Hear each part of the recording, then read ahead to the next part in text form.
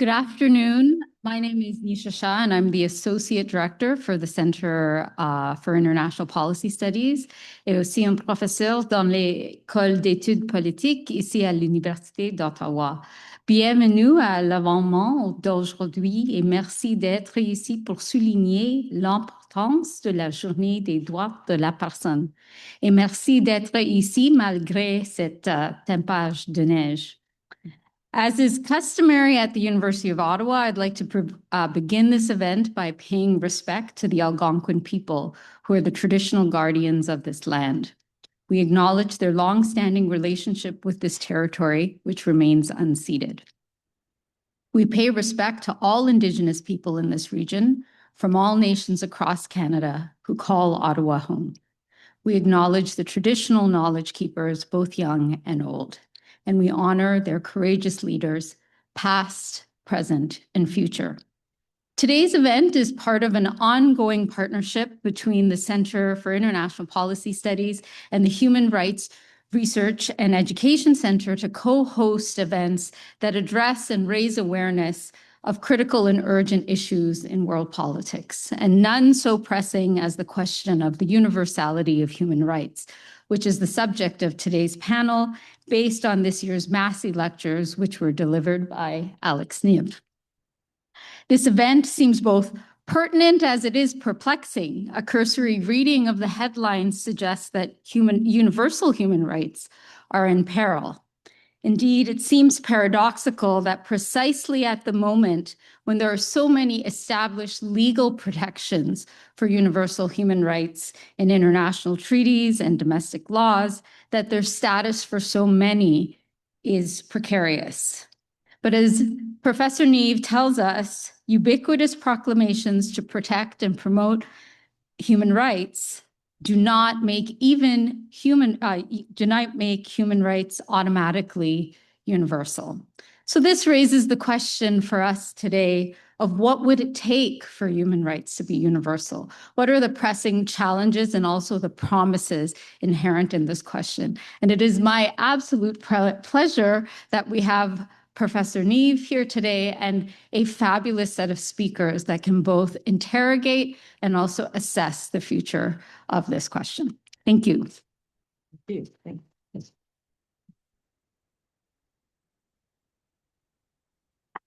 Thank you very much, Nisha. Bonjour à toutes et à tous. Un grand merci d'être venu malgré le temps. I'm Penelope Simons. I'm a professor in the Faculty of Common Law, and I'm also the new director of the Human Rights Research and Education Center. C'est un grand plaisir de vous accueillir tous ici et de co-organiser cet événement avec le Centre d'études en politique internationale.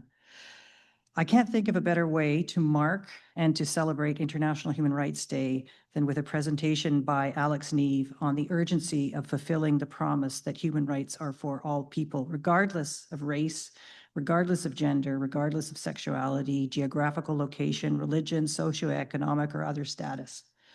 I'm going to be chairing this event and introducing the speakers. And in addition to hearing from Alex Neve, we also have a fabulous panel of speakers whom I'll introduce after Alex makes his remarks. So let me introduce Alex Neve. And in many circles, he doesn't need an introduction. As many of you would know, he, for 2 decades, from 2000 to 2020, he served as Secretary General of Amnesty International Canada. And in that capacity and afterwards, I'm sure he took part in over 40 human rights research and advocacy delegations throughout Africa, Asia, Latin America, Guantanamo Bay, and also closer to home, First Nations communities in Canada. He is currently a visiting and adjunct professor in international human rights law at the University of Ottawa and Dalhousie University, and a senior fellow with the University of Ottawa's Graduate School of Public and International Affairs. He also does many other things. He chairs the Canadian Leadership for Nuclear Disarmament and the Canadian Coalition on Human Rights in China. He served on the board of directors of the Center for Law and Democracy. He's also a fellow with the Atlantic Human Rights Center, and he's a principal researcher with the University of Ottawa's Center for International Policy Studies. He has an LLB from Dalhousie University and a master's degree from the University in International Human Rights Law from the University of Essex. And he has served as a member of Canada's Immigration and Refugee Board. He's taught at Osgoode Hall Law School. He's been affiliated with York University Centre for Refugee Studies, and he worked himself as a refugee lawyer in private practice and also in a community legal aid clinic. He has been named as an officer of the Order of Canada, and he served as a Trudeau Foundation member. He's also the recipient of the Queen Elizabeth II Diamond Jubilee Medal, and he has received 3 honorary doctorates from different universities. Not the same one, all 3 different ones. And of course, as everybody knows, he is the 2025 CBC Massey Lecturer addressing this theme of universal renewing human rights in a fractured world. So Alex is going to talk today drawing on these Massey lectures, and he's going to speak for about 30 to 35 minutes. And then we're going to turn to our panelists, who will have a maximum of 5 minutes each to reflect on what universality means for them in terms of either their studies, their teaching, their life, their activism, their research, their writing, or community, or whatever. And then in the remaining time, we will open the floor to questions from the audience. So thank you, Alex. I'll give you the floor.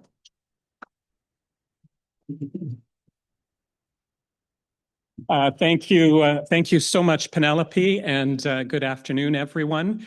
I was just trying to think what kind of metaphor or whatnot I want to make of the snow, and you've made it through.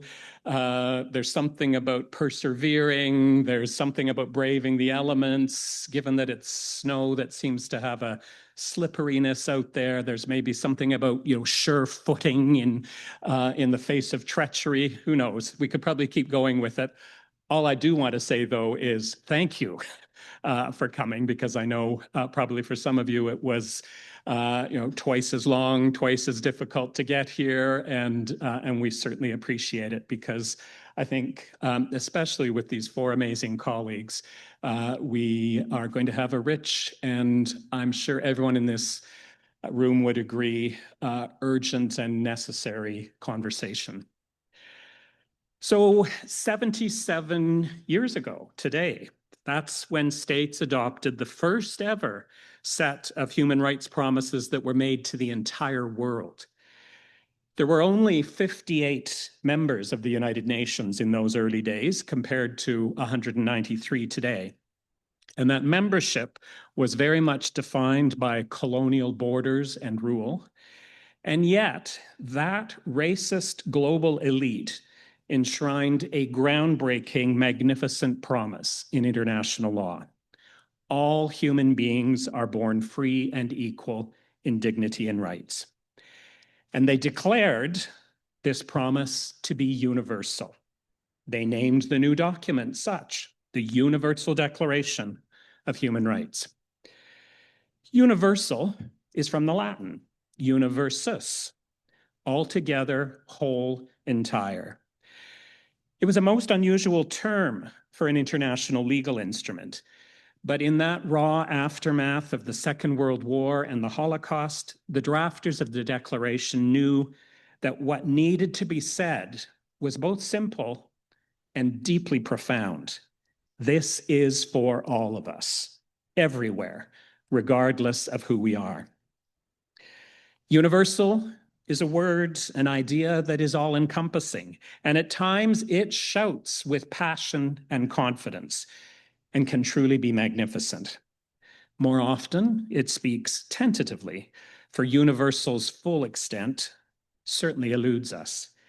And when we are honest, we know that universality is far too often deliberately betrayed. We live in a time of what feels to be unprecedented global turmoil, hate, and division. Truth is under siege, and disinformation is on the rise. Legal and democratic norms and institutions are under attack. On a rapidly warming planet, we face the gravest ever threat to our well-being and even our survival. The inherent sacredness of human life is aggressively contested from countless directions. This is not universality's finest hour, but it can be. In 2025, the word universal still packs a powerful punch, but it also screams to us of our profound failure to keep the promise. For we are far from a world in which the human rights of all are equally acknowledged, let alone respected. What we confidently placed at the core of the promise, its universality, is above all else where we have fallen short. But even as this maelstrom of violence, hate, and lies frays the fabric of universal human rights, billions of people continue to hold the promise close. They resist and organize precisely because the promise is universal. They do so even though the promise has been withheld from them. Here, universality is linked to courage and imagination. It is fueled by conviction and hard work. It is nourished by solidarity, and it speaks truth that ultimately cannot be denied. This universality rises above divisive lies and manufactured hate. This universality yearns to unite us in something hopeful and good. In early 2019, while interviewing Rohingya refugees who had fled genocidal attacks in Myanmar and were now living in overcrowded refugee camps in Bangladesh, I spent time with Mohammed Salim. He spoke to me of drowning. We drowned in waves of violence and hate spread by Facebook in Myanmar, he said. We nearly drowned as we made our way across the Naf River. Our boat had holes in it and the water was pouring in. We have nearly drowned many times here in the camp when the monsoons have brought rain and mud. Our desperate friends and family drown when they go out into the Bay of Bengal, hoping to make it somewhere safe, but their unsafe ships sink or are lost. Now they want to drown us by sending us to live in a prison camp for refugees on a flooded sandbar island far out in the ocean. And we drown every day in the camp because we are locked up like criminals, don't have enough food, and our children are not allowed to go to school. We Rohingya are forgotten and left to drown. But when I learned about the Universal Declaration, I knew that it holds promise as a lifeboat. Well, I assure you the last thing I expected to see as I stooped to enter Mohammed's tiny, immaculate shelter in Jamtoli refugee camp was the Universal Declaration of Human Rights. But there it was, faded and curled at the edges, pinned to the central post supporting the blue plastic sheeting that was home to Mohammed, his wife, their 4 young children, and his wife's elderly parents. As they fled the genocidal explosion of violence in Myanmar in 2017, the world was moved by the ferocious attacks and indescribable suffering inflicted upon the Rohingya. But with a global shrug of indifference, their plight seems forgotten now. What was most compelling about my conversation with Mohammed is that it ended not in hopelessness, but in hope. For he saw hope promised in the Universal Declaration of Human Rights, a lifeboat for humanity. Yet the world has yet to ensure that the lifeboat will be seaworthy. Mohammed's metaphors of drowning speak to so many of our world's ongoing ruptures, mass atrocities and repression, the climate crisis, hate and polarization, economic deprivation, the reach of social media, and the immense scale of forced displacement. All the more daunting, given that the legal frameworks we have counted on to bring some degree of order to our world are collapsing. The UN Security Council is more deadlocked than ever, paralyzed by the veto power wielded by the United States, Russia, and China, without the slightest concern for law, morality, or just plain human decency. And so, genocide marches on in Gaza, where the humanity of Palestinians continues to be denied. The blatantly unlawful invasion of Ukraine is never taken up, not one single Security Council resolution. And while the wrenching toll of crises in Sudan and Afghanistan deepens, so too does the normalization of inaction and indifference. Meanwhile, the US contemptuously explodes, literally, international law out in the seas of the Caribbean, blowing up supposed narco-trafficking boats and even ordering second strikes to ensure no survivors, in blatant contravention of basic precepts of the international legal order. Awash in a sea of disinformation and the morass of the demise of truth, we are left with an increasingly wobbly tiller in our lifeboat, held together with rubber bands and duct tape with which to navigate these troubled waters. This year's Massey lectures, which I've had the great good fortune to deliver in 5 large cities and small remote towns across the country, have given me the opportunity to explore the frank reality, urgent necessity, and magnificent possibility of that promise of universal human rights. I began with heavy recognition that our world is fractured, fractures that have ruptured the human rights of billions of people through the global climate emergency, genocide and atrocities, hate and authoritarianism, forced displacement and economic inequality, and the unrelenting march of technology. Fractures, though, that can be healed by a true embrace of the universal promise. I next looked back to essential beliefs that lie behind the universal human rights promise, going back not just decades and centuries, but millennia before the Universal Declaration of Human Rights. We see it in indigenous teachings, religious and spiritual beliefs, the deliberations of philosophers, and the rallying cries of rebellion and revolution. Life is sacred. We are joined together in our common humanity, and we all yearn for fairness and freedom. Powerfully captivated, for instance, by the African concept of Ubuntu. I am because we are. Third up, I took stock of our blatant failure to acknowledge that universal human rights are inherent and inalienable, meaning we are all born with them and they can never be stripped away. But instead, human rights have become an exclusive club, steeped in white, moneyed, patriarchal privilege. A few are fortunate to be in the club, most are not. And the clubhouse is surrounded by fences of geopolitics, money, national security, intolerance, and indifference, which at times seem unbreachable. The fourth lecture was about people power, be it one person acting defiantly alone or millions of people resisting and mobilizing. Empowerment, solidarity, defending and protesting, spreading the word, deepening awareness, building understanding. Do not let anyone ever tell you that you lack the power to make change happen, for change has always begun with one person. One person, Monia Mazik. In October of 2002, Monia called the Amnesty International office in Ottawa.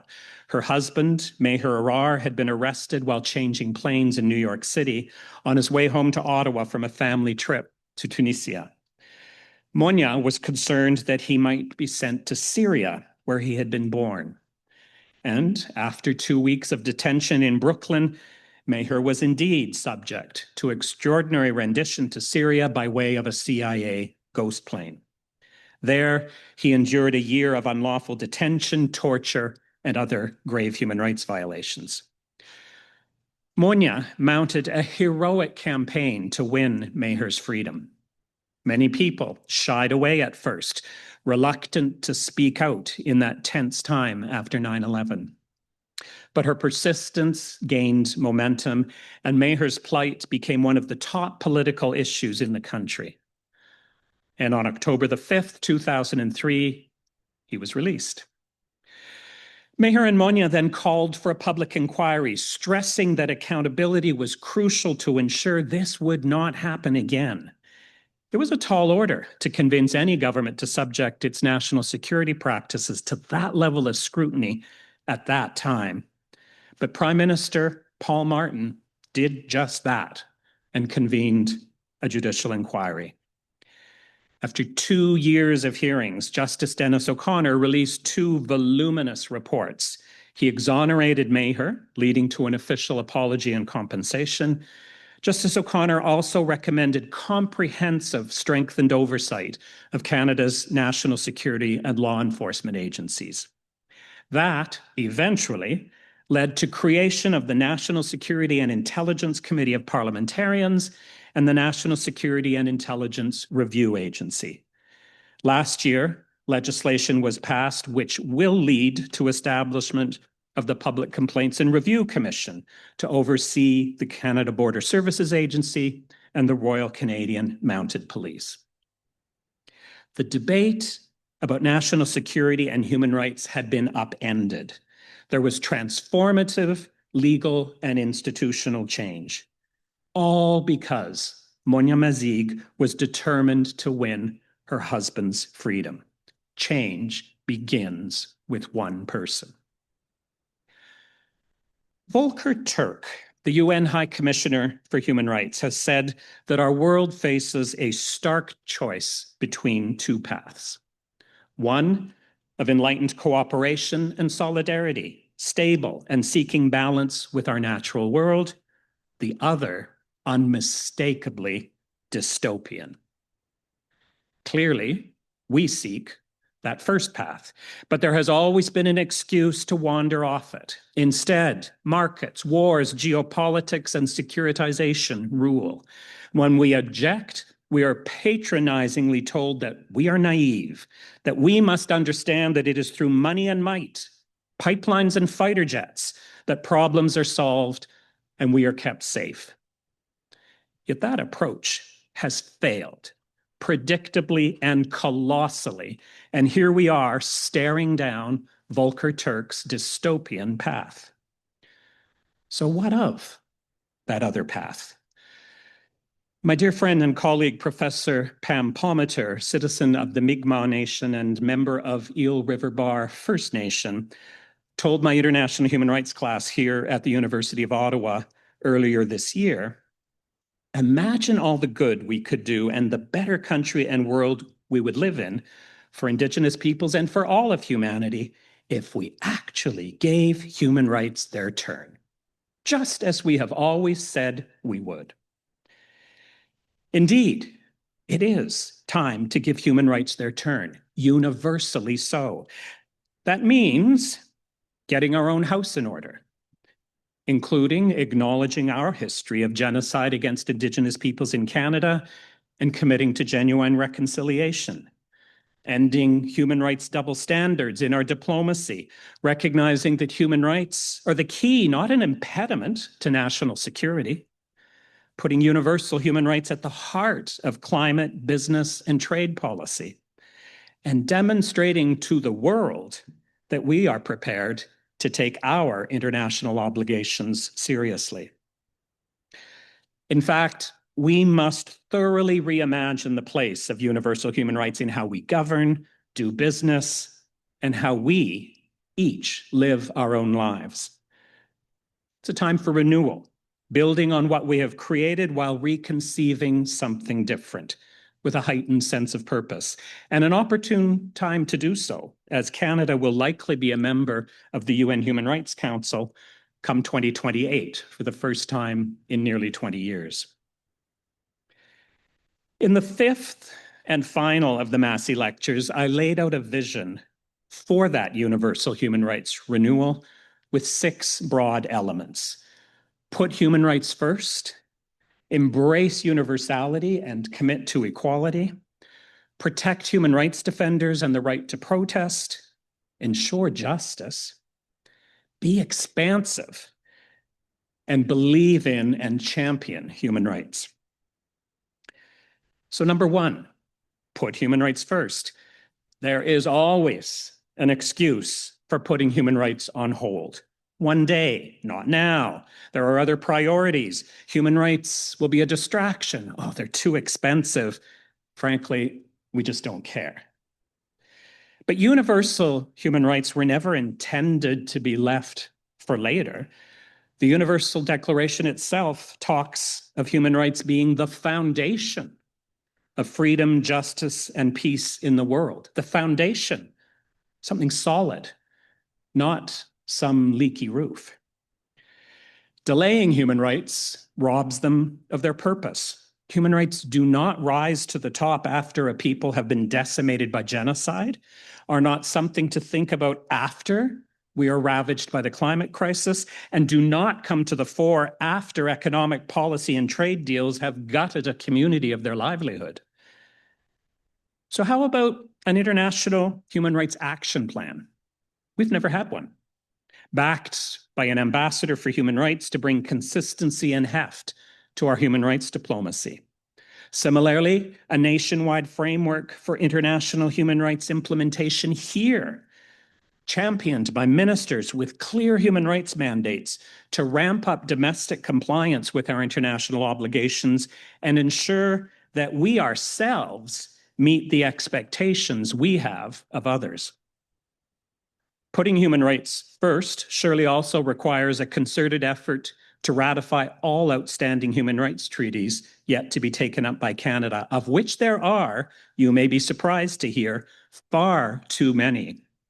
5 within the UN human rights system and 10 within the inter-American system. That's 15 important human rights treaties that we have simply ignored. Number 2, embrace universality and commit to equality.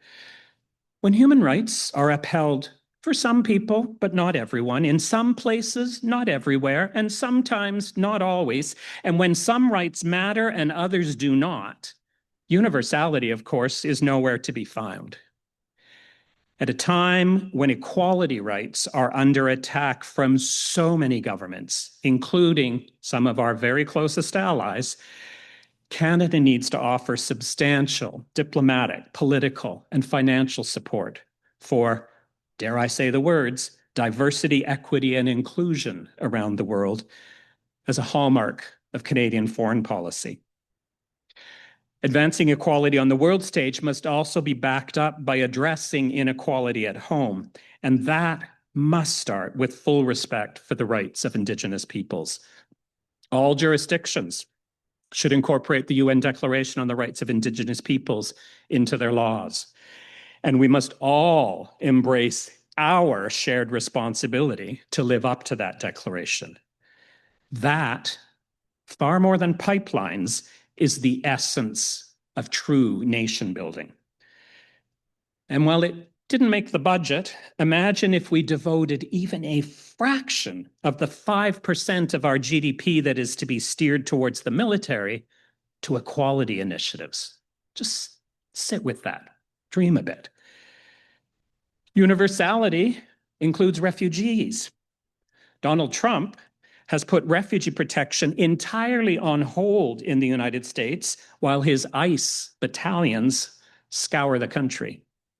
What will it take to suspend the Canada-US Safe Third Country Agreement so that refugees who are demonstrably not safe in the United States are able to access safe refugee protection here instead? Number 3, protect human rights defenders and the right to protest.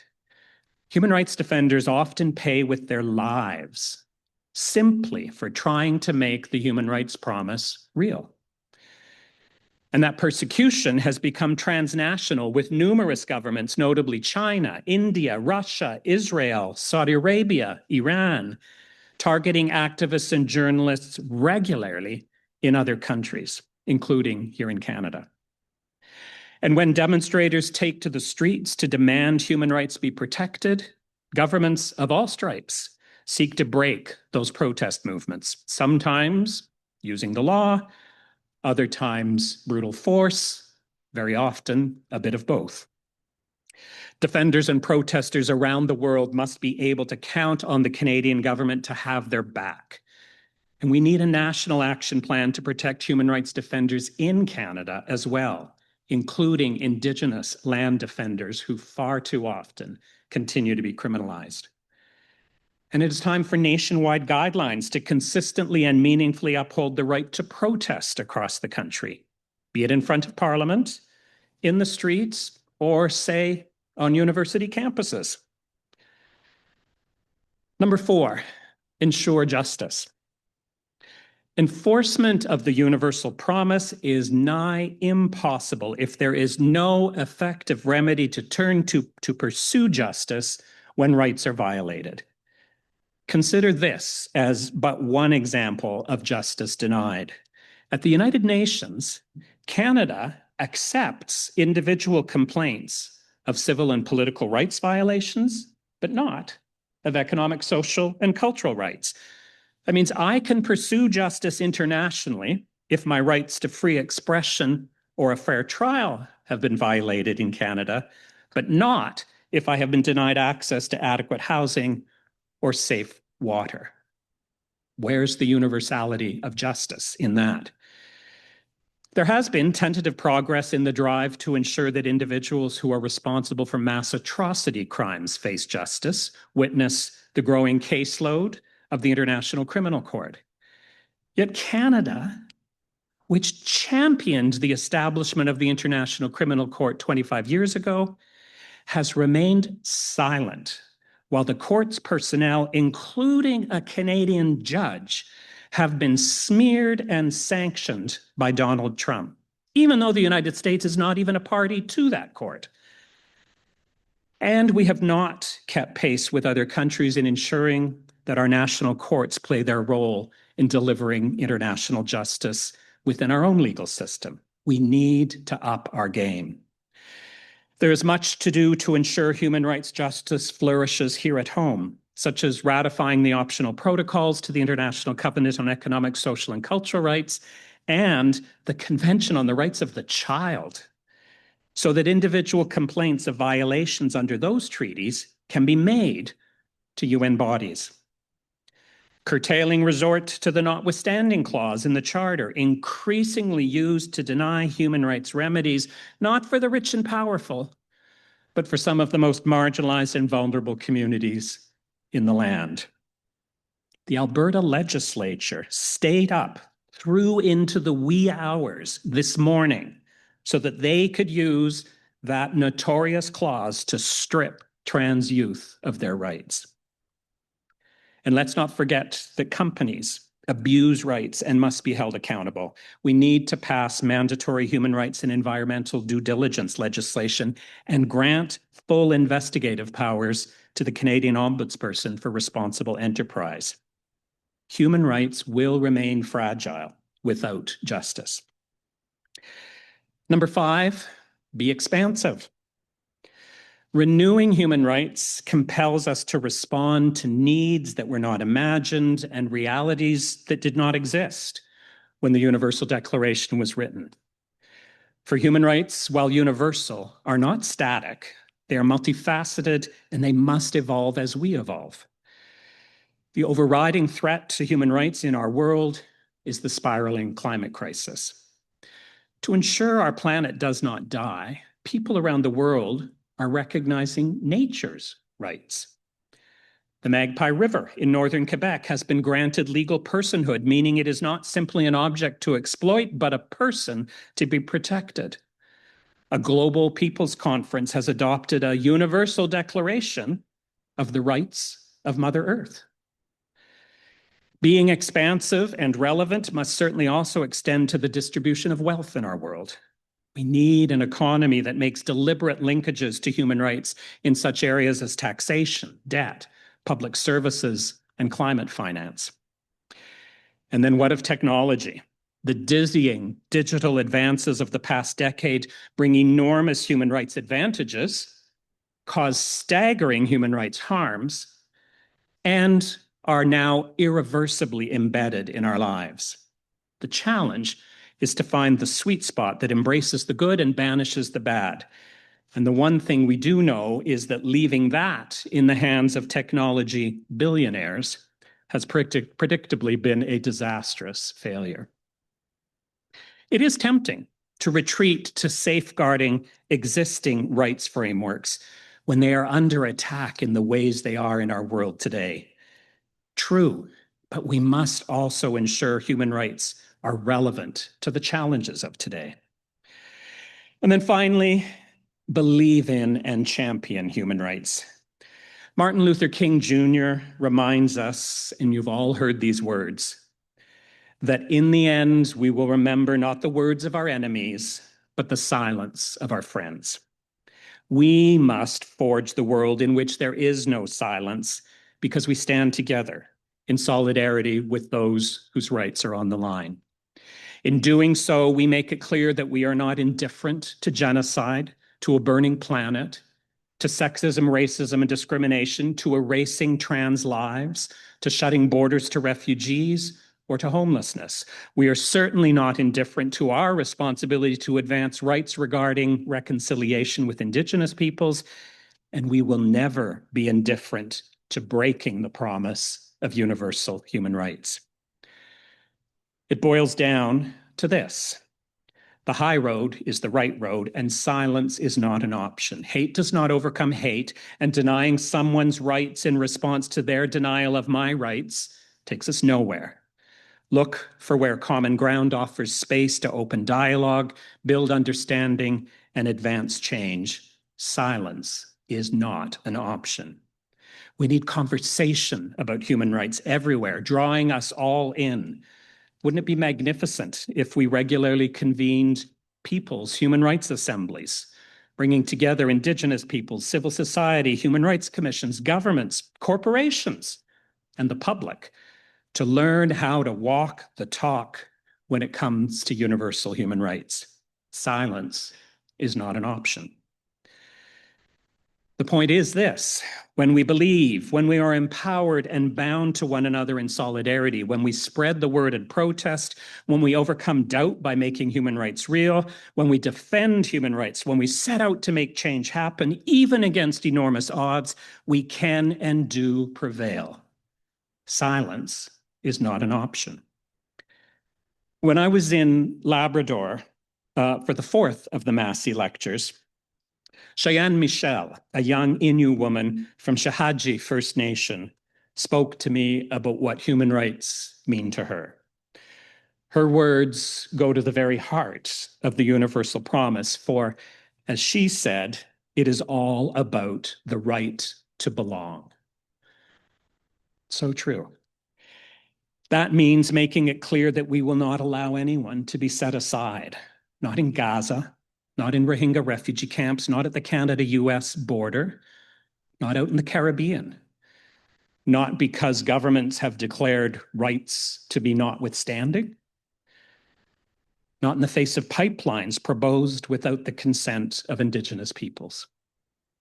Above all, we must make solidarity our mantra. Our collective determination has advanced the universal promise of human rights in the past. It can and must do so again. Ask yourself, who are you standing with? Who are you overlooking? Whose voice dominates and whose is silenced? And then reach out, not with elbows up, but with hands extended. And imagine your hands and so many others linked across your community and globally as an unshakable foundation on which we truly, at long last, build and deliver the universal human rights promise. If we believe, if we join together, we can get there. The Charter of the United Nations does, after all, begin with these three words: we, the peoples. That compels us to act. Change begins always with one person, and silence is not an option. Thank you very much.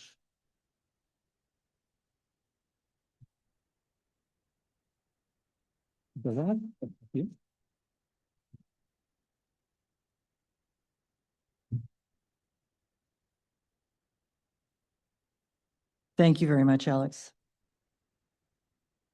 Silence is not an option. Really, that was beautiful. You're so articulate and eloquent when you speak, and you speak with such passion. It moves me every time I hear you. So thank you very much. So now we're going to turn to our panel, who've all agreed to reflect on their experience, or reflect on or share their thoughts on universality. And I'm going to introduce everybody, and then you'll each have 5 minutes. And I will hold up my fingers when you have 2 left and 1 left, okay? Just so that we end up all speaking about the same. So our speakers here today are, first of all, Nadia Abu-Zahra, who is a professor of international development and global studies at the University of Ottawa and also a longstanding member of the Human Rights Research and Education Center. Between 2019 and 2023, she held the joint chair in women's studies at the University of Ottawa and Carleton University, where she collaboratively researched pedagogies for belonging, social justice, and democratic and accessible ways of learning. She has published prolifically on freedom of movement, systematic oppression, activism in exile, and community mobilization. And she is a co-facilitator of Voices in Exile and Community Mobilization in Crisis. Our next panel member is Mayu Ali, and he is a Rohingya human rights advocate, poet, and the author of Exodus, The White Elephant, and Eradication. He is a co-founder and editor of Art Garden Rohingya, which is an online Rohingya poetry and art project. He has published op-eds in a lot of very important publications like the New York Times, the Washington Post, the Times, the Guardian, the Independent, and Policy Options, and others. In 2017, he fled to Bangladesh following the deadly crackdown carried out by the Myanmar military against the Rohingya people in Rakhine State. And he lived as a refugee in Cox's Bazar in Bangladesh for 4 years, and then in 2021, he was resettled in Canada. Last year, he graduated with a Master of Arts in Global Governance from the University of Waterloo. Congratulations. And he currently lives in Ottawa, a city he calls a safe home. Our third panelist is Valeria Navarrete, and she is a graduate student at the University of Ottawa studying public and international affairs. She has a Bachelor of Arts in Psychology with honors from the University of Waterloo and a Master of Peace and Conflict Studies. And her research interests lie in the area of space law and policy, and she spent 2 years examining legal and policy frameworks from the Americas for the Space Court Foundation. And last, but absolutely not least, Anne Levesque. Elle est professeure agrégée au programme de common law en français et titulaire de la chaire Gordon Henderson sur les droits de la personne au Centre de recherche et d'enseignement sur les droits de la personne, ici à l'Université de l'Ottawa. Et ses recherches et ses publications portent sur les droits de la personne, l'accès à la justice et les litiges d'intérêt public. So we will begin with Nadia, then Mayu, then Valeria, and then Anne. Okay, thank you very much.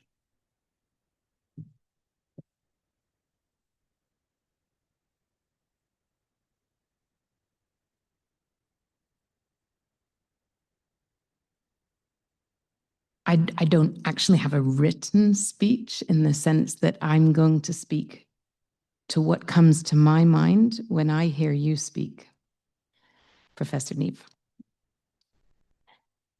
So what came to my mind was remembering why rights started to matter to me and remembering when they stopped mattering and remembering when they started mattering again. So they started mattering when I was 10. And when I was 10, I didn't think about much. I went to visit family and still didn't think about much. I thought about family, really. And just before we were going to come home, I was born and raised in Turtle Island, so this was home. Soldiers came into the house, were going to take my father, took my grandfather, and took my uncle. And when we left, they were still gone. And then, you know, I started thinking a lot more about rights. And when I thought about them, and a year later, my cousin, who at the time was about 13, was also taken. And when I thought about them, you know, that's when the letter writing in my school for amnesty like meant more, because I thought about my cousin who was just a year older than me. So then rights started mattering. And even though my interest was always in education, I started veering toward other things in the sense that I didn't enroll in a degree in education. I turned one down to get another one in something more international, if you like. So then I was 21. I was in my 4th year of university, undergraduate, and I was working for Oxfam Quebec, and I was sort of doing all the right career moves. And I went to this place that had frightened me when I was 10. I was like, if I can go here, I can go anywhere. And again, soldiers came and took away another cousin who was 2 years older than me. But this time, they came to the house in the day. And he was at his workplace. I was 21, he was 23. And I remember being the only one outside, and I was the first to hear them. And I thought, if I had notified him, if I had told them, I can hear a Jeep, I can hear the walkie-talkie, something's going to happen. And I stayed up awake night after night, because if they came back, I'd be awake. I'd be the first to hear them. And that year, I heard a speaker who some academics might recognize. His name's Edward Said. And he spoke as if he was, and I was in another room, like he had so many people who wanted to hear him. I was in another room where they were just broadcasting what he was saying. Same building. But what I'm saying was, it felt like he could see inside me. And he was saying, you are responsible.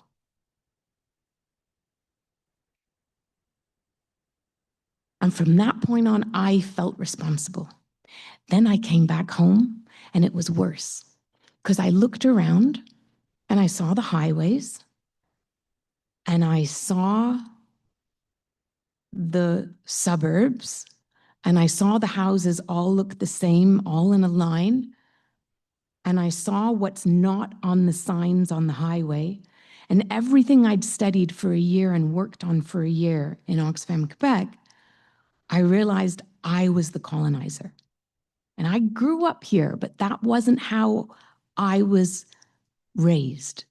That's not my public education.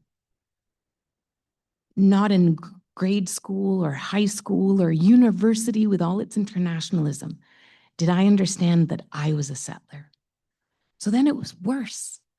I was responsible to help free people, to prevent people who are my family from torture as a child. But I was also responsible to ensure that I not continue the theft that I was raised on. Well, I'll tell you, after they took my cousin and I was 21 and I went to all the human rights organizations, and I went to the British university that had given me a scholarship, which was lost. And I went to university and I went everywhere. I knocked every door. And then I realized, you know what? It doesn't work. There are no rights. And I lost belief in states. I lost belief in safety, and I lost belief in rights. I don't know if I ever regained that belief, but when I hear you talk about the Universal Declaration of Human Rights, you use the word hope. And it's as if that declaration is hope written down. It's one person's hope and then shared, and then it's two people's hope, and then it's shared, and then it's more people's hope. And what I learned through the detentions of my family is that it's true, rights, if you don't believe in them and you don't uphold them, they don't exist. But they won't exist if we don't believe in them and we don't uphold them. So that's when I started believing in them again.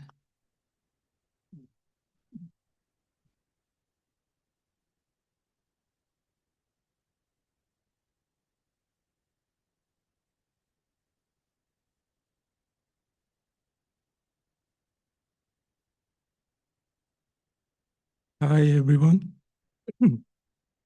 Considering given theme and time, I would like to discuss universality from the viewpoint of my study and activism. As a recent graduate of global governance from the University of Waterloo, I have come to understand the concept of universality as a fundamental principle in human rights and governance. My personal experience as a Rohingya genocide survivor and human rights advocate has given me a unique perspective on the importance of universality. The international community's selective application of human rights principles is deeply concerning, particularly in the context of the ongoing genocide against Rohingya in Myanmar. The Rohingya people have faced decades of persecution in Myanmar, including state-sponsored operation, mass atrocities, and forced displacement. The most recent military regime's area clearance operation led to the displacement of 700,000 of Rohingya, with the United Nations characterized this crisis as hallmark of genocide. The ongoing violence perpetrated primarily by the military regime and now exacerbated by the Arkan army has resulted in the majority of Rohingya being forcibly displaced, with over 1 million survivors residing in the refugee camp in Cox's Bazar. Today, the Rohingya people has almost expelled from homeland. A couple hundred of thousands who still reside in the homeland are persecuted, arrested, and tortured to death in the hand of Arkan army. However, fleeing Myanmar has not brought an end to our suffering. Xenophobia, racism persists in the countries of displacement, such as India, Malaysia, and Indonesia, where locals often attack Rohingya refugees and disseminate hate speech online. This is particularly striking given that some of these individuals proudly pin Free Palestine on their social media profile, which I also passionately support. Palestinians, like Rohingya, have long been excluded from the universality of human rights. Solidarity, sympathy, and humanity cannot be extended selectively. It must include us all. To me, universality means that the international community's commitment to human rights and the rule of law is non-negotiable. It is about upholding the responsibility to protect and holding perpetrators accountable. Universalities mean a global governance system that prioritizes humans' life and dignity, not just powerful state interests. It is a system where international institutions actively enable justice, shielding the vulnerable from harm. Universality is the foundation upon which our collective humanity is built, and it is the Rohingya plea for recognition, protection, and a future free from fear. When one group is persecuted, it is a threat to all. We must stand together, demanding justice, equality, dignity for all. And in my last point, I would like to discuss universality from the perspective of my life as a Rohingya. Universality to me means being treated as a human being, equal and deserving of respect in the country I call home. In Myanmar, it is a cruel irony that the every concept of universality is a distant dream. We are denied citizenship, stripped of our identity, and forced to live in a perpetual state of fear. The regime and the majority of Burmese people view us as Bengali or illegal immigrant. Universality means being recognized as Rohingya, a part of Myanmar's fabric, with the right to live, work, and move freely. It is about being able to practice our faith without fear, to educate our children without restriction, and to access healthcare without being turned away. Universality is about being seen, heard, and valued, not erased, silenced, or oppressed. It is a longing for the day when the world acknowledges our existence and the Myanmar government grants us the right and dignity we deserve as equal citizens. To achieve this, Canada, as the champion of human rights, can play a leading role in addressing the often overlooked Rohingya crisis.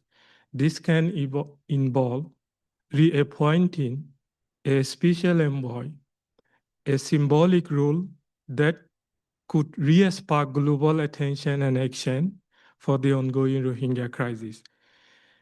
And I would like to conclude my discussion by reading one of my poems, which highlight the importance on why Canada should support more for the Rohingya crisis. And I wrote this poem 12 years ago when I was devastated by the violation of every single piece of human right. And I wrote this poem hoping that my voice reached to the door of human rights. And I wrote this poem hoping that the universality see our suffering. That's me, a Rohingya. When I was born, I was not a baby like you are, without a birth certificate, just like that. When I was born, I was not a child like you are, without a nation, just like a pet. When I was at school, I was not a student like you are, without a Burmese face, just like the bleakness of the future. When I visit in another village, I was not a resident like you are, seeking approval overnight, just like a crash detainee. When I pass through my town, I am not a citizen like you are, holding form for authorization, just like a nomad. When I go to university, I'm not a fresher like you are, no professionalism and major, just like illegitimate. When I approach people, I'm not acceptable like you are, suffering apartheid and chauvinism, just like quarantine. When I want to marry, I'm not a fiancé like you are, approved for marriage, just like an alien. When I want to repair my house, I am not allowed to like you are, facing palpable denials, just like an invader. When I arrange a small trade, I am not a vendor like you are, ongoing restricted and confiscated, just like a pauper. When I apply for the civil service, I am not a candidate like you are, receiving the motive of rejection, just like someone segregated.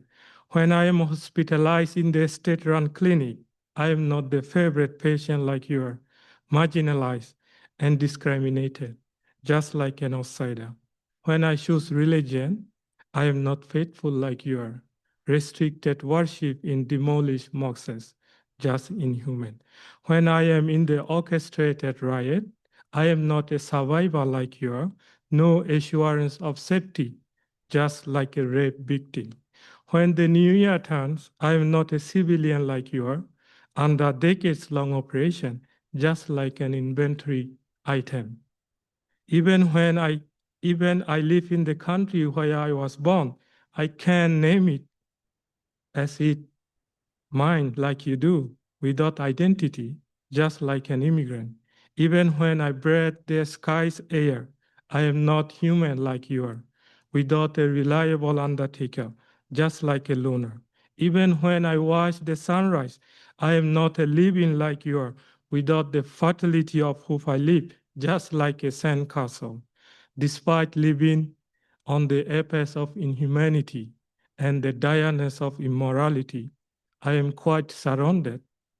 My skin trembles just to feel once the full meaning of freedom, and my heart wishes just to walk once like a man in my own land. Nowadays, no one is like me, only myself, just a Rohingya. Thank you.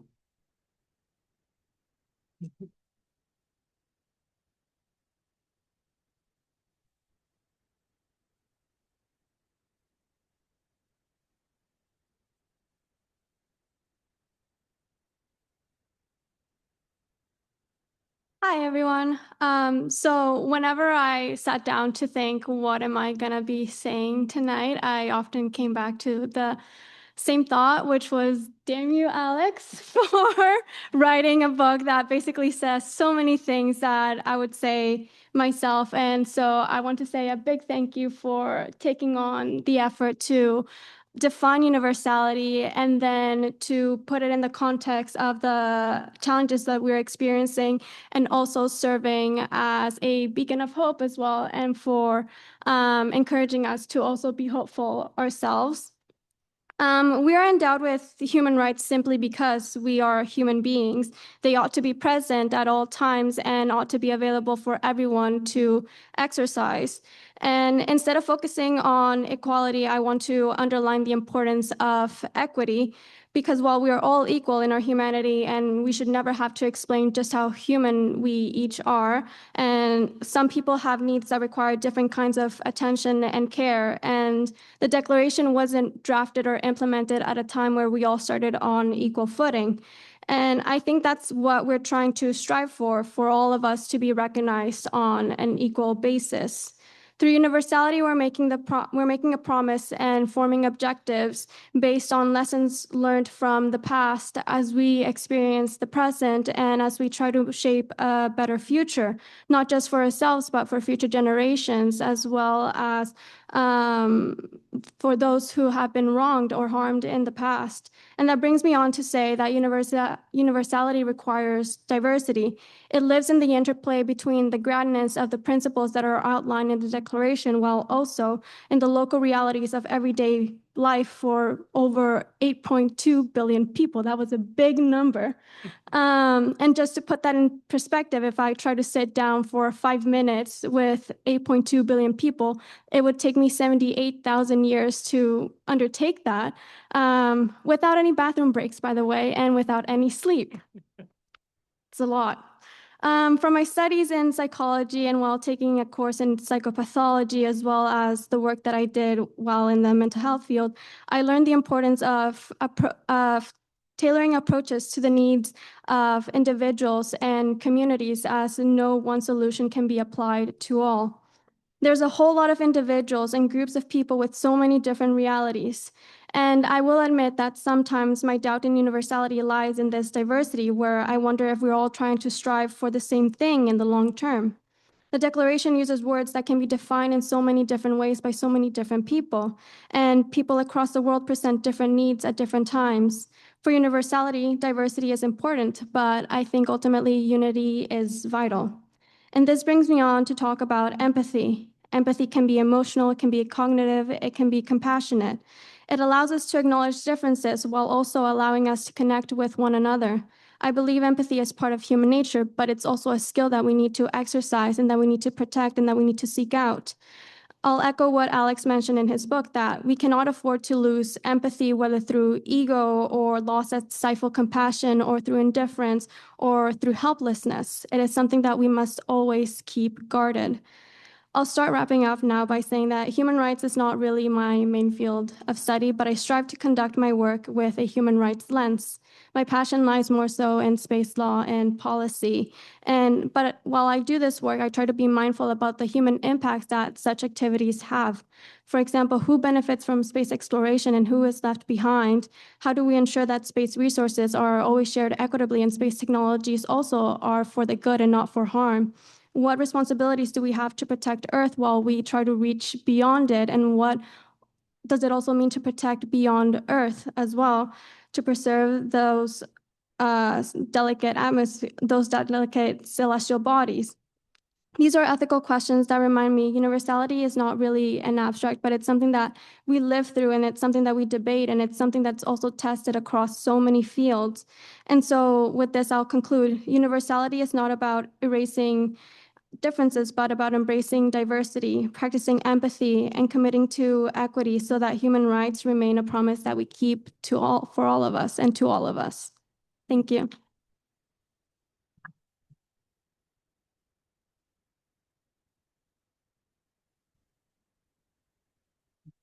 A long walk. Wow. Donc, merci beaucoup à les co-panélistes. C'est avec beaucoup d'humilité que je prends le micro ce soir. Vous avez tous été vos interventions très éloquentes, puis vos parcours fort impressionnants. Donc, on m'a demandé de commenter un peu de qu'est-ce que l'universalité veut dire pour moi. Si vous êtes ici, c'est que vous y croyez, j'y crois aussi. Mais j'avoue que moi, je me sens un peu dépassée, accablée, intimidée par le concept. Au quotidien, comment est-ce qu'on met en œuvre ce concept, cette idée que les droits de la personne sont universels dans notre quotidien? Je crois, je vois les visages dans la salle, je sais que vous faites tout votre travail fort impressionnant. Tout le monde ici pourrait prendre le micro aussi. On croit que les droits de la personne sont indivisibles, se renforcent mutuellement, mais moi, ma question que je me pose toujours, c'est est-ce que j'en fais assez? Comment concrètement je contribue à ce concept de l'universalité? La question très concrète, j'ai une petite fille malade à la maison, comment est-ce que j'aide des enfants à Gaza quand on doit ramasser nos enfants après l'école? Des questions très concrètes. Donc, moi, je vais me baser un peu sur le parcours vraiment inspirant de professeur Neve pour m'inspirer. Et quelque chose qu'il a dit dans son intervention, c'est d'être au courant et de tenter de voir ces angles morts. So try to see who is overlooked, who's not at the table. Et c'est quelque chose dont j'ai eu la chance d'apprendre des alliés avec qui j'ai travaillé. Donc, pour moi, bon, d'abord au Canada, je vais me concentrer là-dessus, les enfants. Les droits de la personne, les lois sur les droits de la personne au Canada permettent explicitement la discrimination fondée sur l'âge contre les enfants. On dit que la discrimination fondée sur l'âge contre les enfants, c'est la forme de discrimination la plus normalisée au Canada. Et professeur Neve a été vraiment un pionnier à cet égard dans ses interventions au niveau quand il était à Amnesty International pour faire valoir les répercussions sur les enfants du changement climatique, l'inaction du gouvernement dans son intervention, plusieurs interventions, mais dont la cause pionnière de enjeux contre Canada. Pour moi, un autre angle mort commun que je vois, c'est pour les personnes handicapées. Année après année, à travers le Canada, les plaintes de discrimination les plus courantes sont la discrimination fondée sur l'handicap. Selon moi, c'est la discrimination la plus courante au Canada et on en parle très rarement dans les manchettes. C'est souvent vu comme un enjeu politique et pas une question de droit de la personne. Donc, très important pour moi de voir l'accessibilité, la conception universelle comme un enjeu de droit de la personne. Et à cet égard encore, pour saluer les efforts de mon collègue, ces efforts à montrer la solidarité avec des groupes comme le Conseil des Canadiens avec les déficiences, qui ont lutté pour la Convention des droits avec les personnes handicapées, avec Stephen Etty, comme tu as mentionné durant ta conférence à Ottawa, et finalement les Autochtones au Canada. Il y a quelques années, on parlait beaucoup de réconciliation sans vraiment rien faire. Là, on a arrêté carrément d'en parler. C'est un enjeu qui me préoccupe beaucoup. On met de l'avant les priorités économiques des Allochtones devant les droits des Premières Nations. Et je crois que la nature de nos structures juridiques normalise et rend invisible la discrimination contre les Autochtones, notamment les Premières Nations. On l'a vu cet été, le gouvernement fédéral prévoyait des coupures budgétaires aux services pour les Premières Nations en matière de santé, d'éducation et sans couper les transferts aux provinces. Donc, on proposait une coupure fondée sur la race, uniquement qui allait toucher les Premières Nations. Heureusement, le gouvernement s'est ravisé, mais encore aujourd'hui, la Société de soutien à l'enfance est devant le tribunal de droits de la personne pour revendiquer le droit d'égalité des enfants des Premières Nations. Encore une fois, je salue le travail de mon collègue, professeur Neve, qui a été vraiment un avant-gardiste à reconnaître le droit des enfants des Premières Nations dans son intervention de Amnesty International dans cette cause qui est encore active. Je pense que c'est le litige le plus long là, de droits de la personne au Canada. Et finalement, je dirais, je pense qu'une chose qu'on a appris de la conférence Massey de cette année, un effet salutaire, c'était que moi, je trouve que le discours de droits de la personne depuis 1 an, peut-être une coïncidence, un autre événement qui a eu lieu il y a 1 an, mais le discours de droits de la personne est plus absent de les manchettes. Et donc, c'est très important pour avoir des rassemblements comme ça, de se trouver en commun, ensemble, en commun, et de parler de droits de la personne. Donc, un gros merci d'avoir mis cette question dans l'avant. Et j'aimerais vous inviter à continuer l'élan là, qui a commencé par notre collègue comme vous joignant au Centre de recherche et d'enseignement en droits de la personne. Il y a plein d'activités, donc je pense que ça va être important de continuer de se rassembler, d'examiner, d'être solidaire et de travailler en équipe pour demeurer fidèle et promouvoir ce concept qu'on a ensemble. Merci.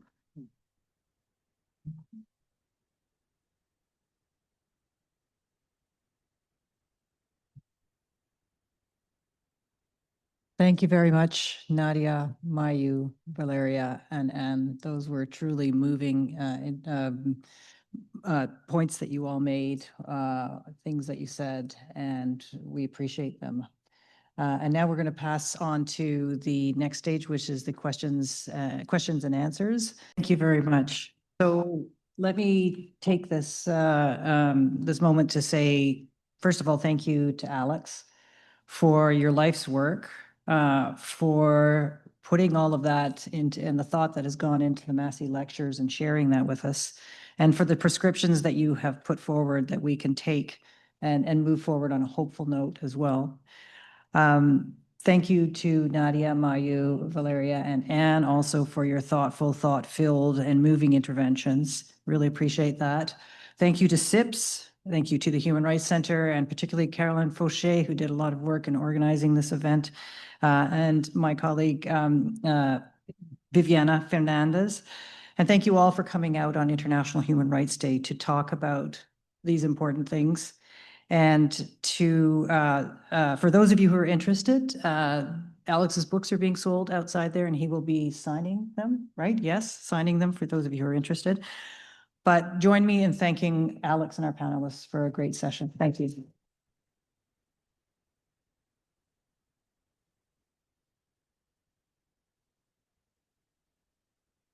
And thank you for coming, because that's what it's all about. Alex.